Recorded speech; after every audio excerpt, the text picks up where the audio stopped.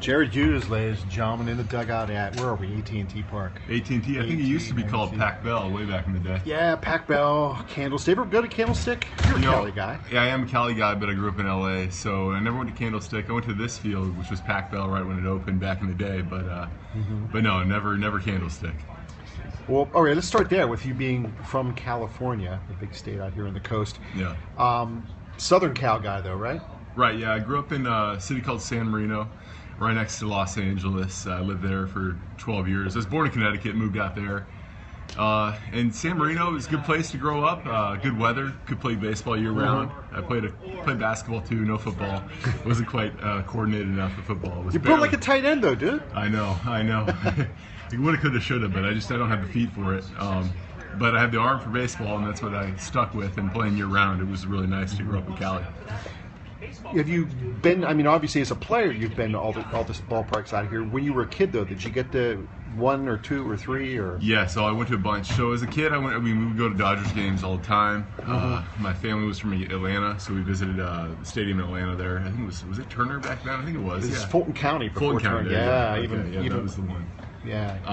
And then whenever we traveled, we would go to spring training every now and then, which was nice. I actually had a connection through family with Michael Barrett, who was a catcher for the Expos and the Cubs. Oh, okay. And Michael, in like '98 through 2000, took me to the clubhouse. Actually, here at this field, he took me to the clubhouse once. I think it was with the Cubs at the time.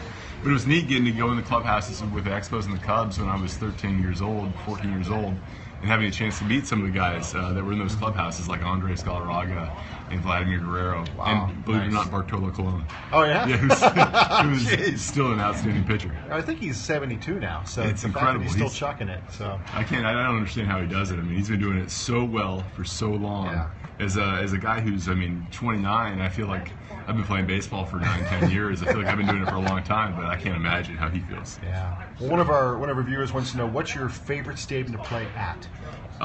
This is one of my favorite road stadiums here in San Diego because they play well for pitchers.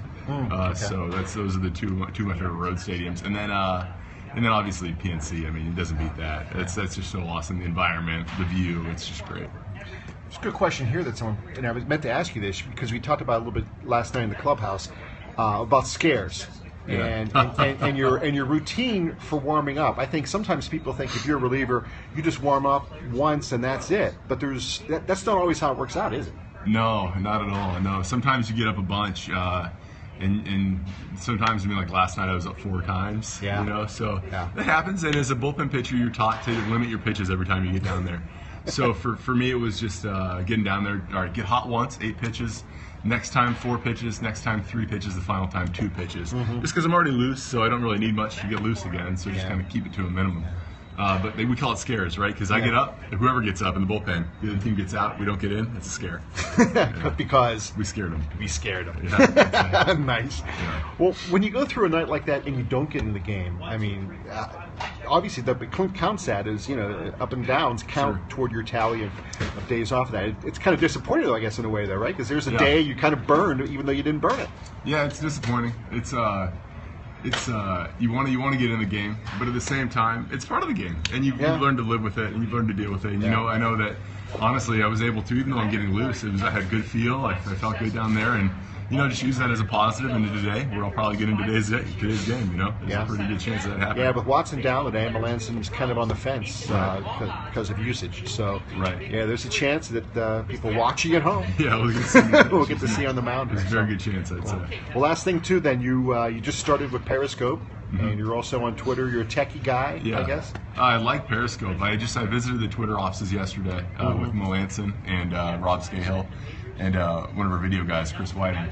And we really liked it, and they convinced us, hey, you got to get this Periscope app. I checked it out. It is awesome. Yeah, it's the real deal. Being able to have a live feed and what's up, everybody, and having a live feed and being able to just answer questions as they pop up. That's a pretty neat thing. I'm glad to have it. Last question then from a viewer is, he wants you to make your pitching face. Oh man, no, I saved that for the mound. No chance. I can't make that in the dugout just before the day's even gotten started. But I don't know. No. Do you make the pitching face warming up, or do you even save it then? Oh, I mean, I don't even know what you're talking about. I know I get really intense. As soon as they call my name, I'm ready to go. So I get really intense really quick. Yeah. It's not necessarily I'm putting on a face. It's just the way I focus. Yeah. Yeah. Cool. Well, hey, thanks for doing this, man. Thanks, Rob. And thanks for watching. I guess. Yeah, thanks for logging in. Yeah, I don't know. Take care. Thanks. Hey, thank you so much. That was man. good.